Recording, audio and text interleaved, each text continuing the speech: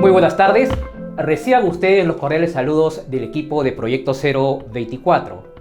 Les habla el profesor Luis Alejandro Ishii Mesa, que siguiendo con la jurisprudencia destacada de la semana, tiene el alto honor de compartir con ustedes algunas opiniones acerca de la resolución judicial recaída en el expediente 10.191-2021 del 19 de enero del año en curso, en el proceso de difamación agravada interpuesta por la querellante Anaí Durán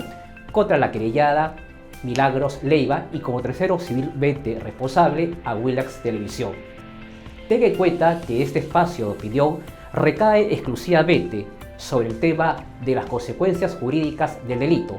la reserva del fallo condenatorio como medida alternativa a la pena privativa de libertad de corta o mediana duración y ver efectivamente si se emitió o no un fallo de condena contra la querellada Milagros Leiva. Los aspectos de fondo son materia todavía de impugnación procesal y que obviamente será materia de los órganos jurisdiccionales correspondientes emitir el fallo definitivo. Ya empezamos, ahora continuemos. El artículo 28 del Código Penal regula el catálogo de penas en atención a un mayor a menor grado de afectación de derechos del condenado. En ese sentido, las penas privativas de libertad que prevé el Código Penal son de dos clases: temporal, que va de 2 días a 35 años, y una pena indeterminada, que es la cadena perpetua. Asimismo, se regula una pena restrictiva de la libertad, que es la denominada pena de expulsión.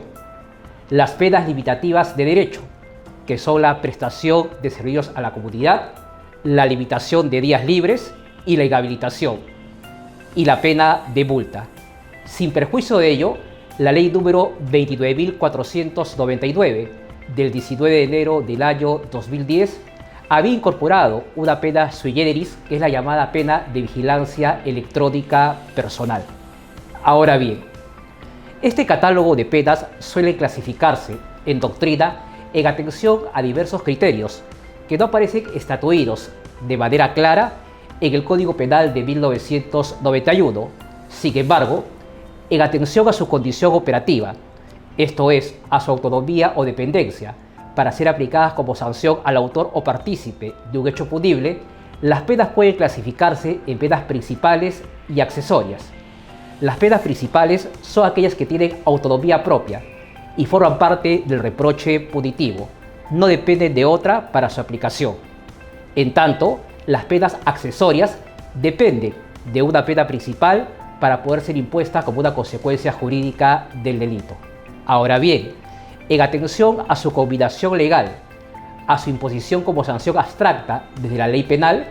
las penas pueden clasificarse en penas únicas, penas conjuntas y penas alternativas.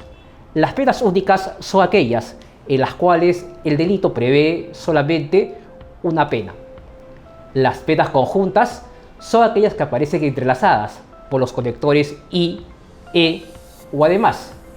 En cambio, las penas alternativas permiten al juzgador poder escoger entre una u otra pena y se encuentran obviamente unidas con una disyunción o. Ahora bien, el delito de difamación agravada, previsto en el título segundo, Delitos contra el honor, capítulo único, Injuria, Calumnia y Difamación, se encuentra previsto en el artículo 132 del Código Penal, en el párrafo primero y tercero.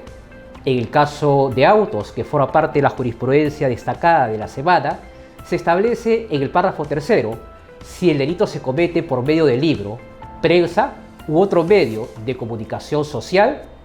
será sancionado el autor con pena privativa de libertad de 1 a 3 años y con 120 a 365 días multa. Conforme se puede advertir del citado dispositivo legal, estamos frente a dos penas principales y conjuntas: la pena privativa de libertad temporal y la pena de multa. Nótese, a diferencia de lo que establece la resolución judicial, que la pena no son los días multa. La pena es, obviamente, pena de multa, siguiendo obviamente el sistema sueco, el sistema de los dagsböter, el sistema de los días multa, esta última solamente es un factor de determinación. Un aspecto también que hubiera sido importante poder obviamente destacar y analizar sería la procedencia o no de una inhabilitación de carácter accesoria, que no ha sido materia obviamente del peritorio de la querellante al ser un delito de acción privada y que quizás más adelante será materia de un análisis mucho más amplio. Los temas referidos al tratamiento del delincuente y de justicia penal han sido siempre preocupación por parte de los estados.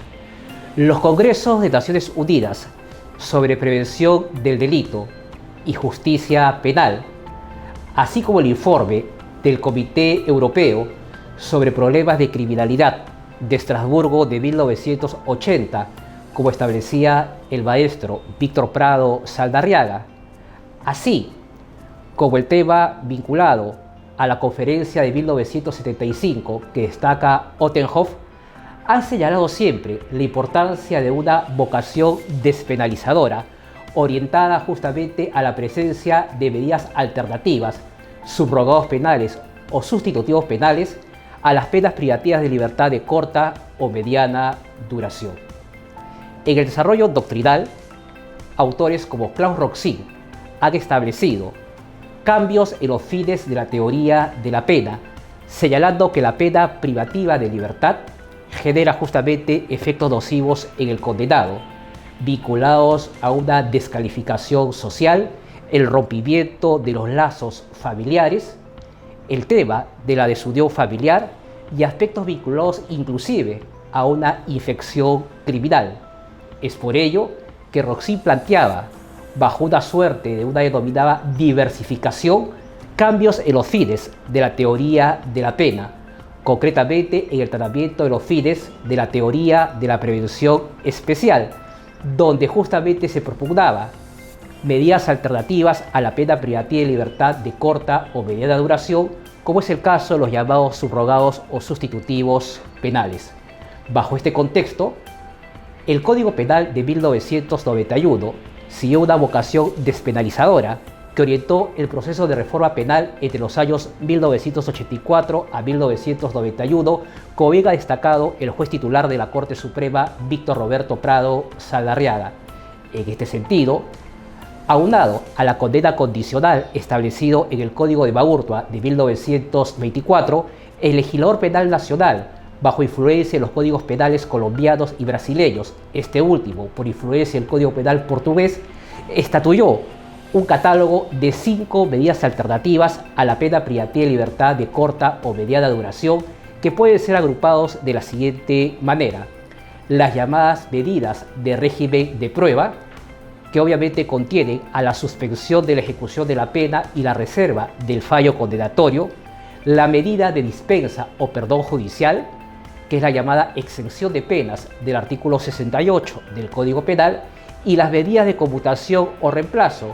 que es la llamada conversión de penas y sustitución de penas. En este sentido, resulta correcto cuando el fundamento 10º de la resolución judicial in commento señala o hace referencia al tema de la reserva del fallo condenatorio como una medida de régimen de prueba,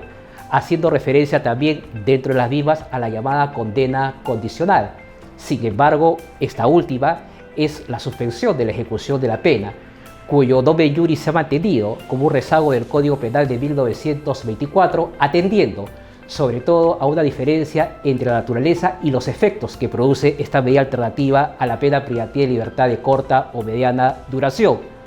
El fundamento 10º de la resolución judicial también hace referencia a un tema de la reserva como una dispensa judicial. Propiamente no compartimos ese criterio porque para ello se encuentra regulado la llamada exención de penas del artículo 68 del Código Penal, pero se hace bien la resolución judicial a deslindar y diferenciar de la llamada sustitución de penas. Sin embargo, esta vocación despenalizadora se fue afectada de manera inmediata cuando, inmerso en un llamado o denominado populismo punitivo que desarrolla Bottoms y Elena Larrauri, el legislador penal nacional optó por el incremento de penas. En este sentido, resulta bastante elocuente un artículo mío como una contribución en el libro homenaje al destacado maestro y jurista penalista don Felipe Villavicencio Terreros, en el cual justamente destacamos obviamente los efectos nocivos que genera justamente este populismo punitivo y que ha generado obviamente que estas medidas alternativas a la pena privativa de libertad de corta o mediana duración hayan vuelto nuevamente a ser empleadas, pero ahora justamente bajo un efecto post-condena. En este contexto, el decreto legislativo 1513 del 4 de junio del año 2020 establecía una suerte de una llamada remisión condicional de la pena, cuando en el artículo 8.1 hablaba justamente de una suspensión de la ejecución de la pena, inclusive con reglas de conducta. Obviamente esto ligado, como le vuelvo a señalar, a un efecto post-condena cuando ya se está cumpliendo la pena privativa de libertad impuesta. En este mismo sentido, la recurrencia a este incremento excesivo de penas, esto ha generado inclusive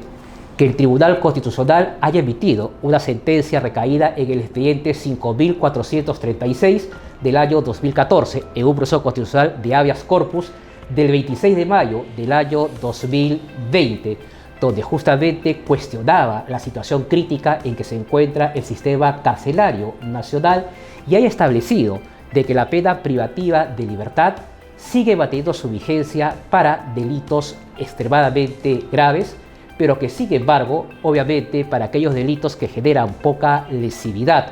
o que la gente presenta una peligrosidad mínima, debían establecerse otras clases de penas que no implicaran una privación efectiva en un centro carcelario, como también lo había señalado ya la exposición de motivos del Código Penal de 1991.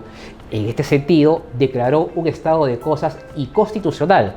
que originó que el Ministerio de Justicia y Derechos Humanos reformulara por Decreto Supremo número 11/2020 JUS una nueva política nacional penitenciaria hacia el año 2030. Así las cosas, resulta bastante importante poder entender ya de lleno, obviamente, a poder justamente verificar en el caso subexámine la importancia de haberse fijado una reserva del fallo condenatorio como medida alternativa a la pena privativa de libertad de corta o mediana duración. Note usted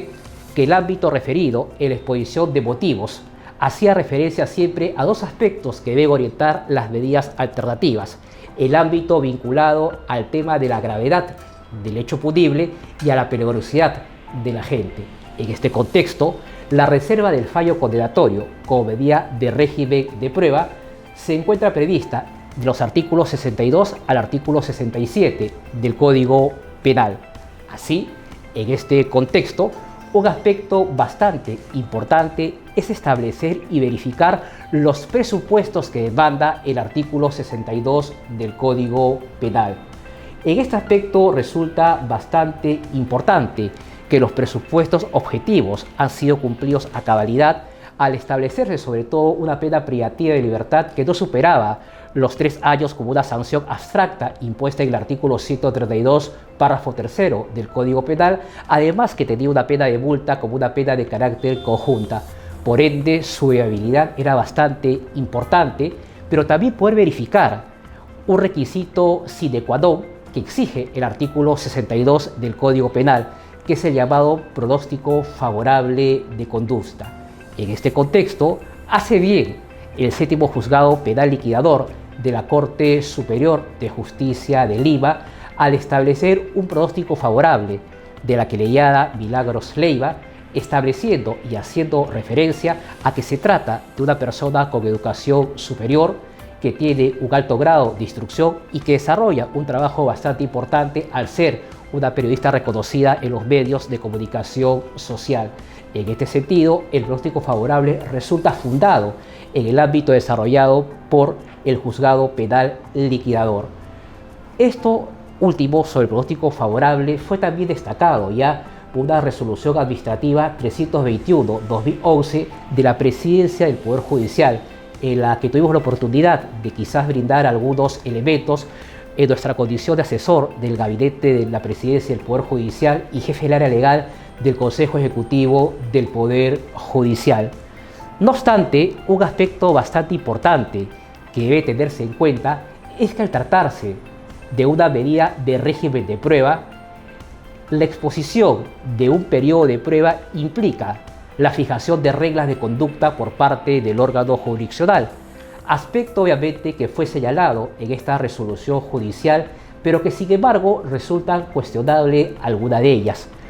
Un aspecto que siempre hemos criticado, más allá de su importancia acerca del biométrico, es la propia naturaleza que tiene esta regla de conducta. En puridad, el artículo 64 del Código Penal lo que establece es justamente de que aquella persona que se encuentra sometida, si usted quiere, a una reserva del fallo condenatorio, pueda justamente justificar sus actividades ante el órgano jurisdiccional. Obviamente el juez penal debe ir marcando la pauta de cómo va justamente resocializándose o rehabilitándose esta persona en libertad al haberse impuesto una reserva del fallo condenatorio. Sin embargo, otra regla de conducta que también hemos siempre criticado y que obviamente no concordamos en este aspecto lo impuesto por el juez penal o la jueza penal, la señora jueza penal, es el referido al tema de no concurrir a lugares de dudosa reputación. Obviamente no se condice con la naturaleza de la regla de conducta prevista en el artículo 64, que obviamente trata de no concurrir a determinados lugares, siempre y cuando cuente con la debida motivación por parte del órgano jurisdiccional, aspecto que hemos advertido en la reserva del fallo condenatorio. Finalmente, un aspecto que también resulta bastante importante, ¿no?, es que el artículo 63 del Código Penal, en su párrafo segundo, establece un registro especial para la inscripción justamente de la reserva del fallo condenatorio, aspecto pendiente que estimamos que en su oportunidad el Poder Judicial, a través de sus órganos pertinentes, deberán justamente implementar de cara a poder cumplir con un mandato legal establecido taxativamente dentro del Código Penal. Estimados amigos, esto ha sido algunos alcances de la jurisprudencia destacada de la semana, donde hemos querido poner de relieve la importancia que tienen las medidas alternativas a la pena privativa de libertad de corta o mediana duración. En este caso en concreto, la reserva del fallo condenatorio como una medida de régimen de prueba, destacando que quizás más adelante y en su oportunidad abordaremos sobre el fondo de la problemática cuando los órganos jurisdiccionales hayan emitido un pronunciamiento de fondo en este proceso penal de difamación agravada. Sin embargo, todavía quedan muchos temas pendientes de abordar, sobre todo vinculado al tema de las consecuencias jurídicas del delito. Para ello, los invitamos a nuestro curso, Nociones Básicas del Derecho Penal, que inicia este 2 de febrero del año en curso, siempre con el compromiso, profesionalismo, que orientan a los cursos de Proyecto 024, tu mejor elección.